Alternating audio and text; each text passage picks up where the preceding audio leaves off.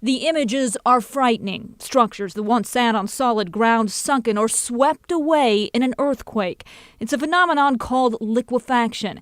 It happens when water-saturated ground shakes. That shaking turns what was solid soil into more of a soup.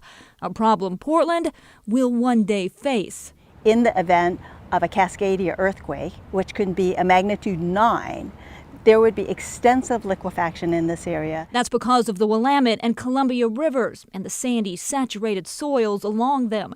To make matters worse, about 90% of Oregon's fuel supply sits on this liquefiable soil. And that's not all. All our electrical lines and natural gas pipelines and bridges that cross over the river, all these are actually on liquefiable soil. As is Portland International Airport. So this soil that we're sitting on in northeast Portland is liquefiable in a case of a major earthquake. Which is why researchers from Portland State University are testing a new ground solidifying treatment at a site in northeast Portland near PDX.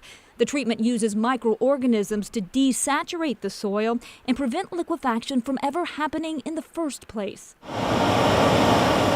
To test the treatment, they're using this 64,000-pound mobile shaker named T-Rex to simulate an earthquake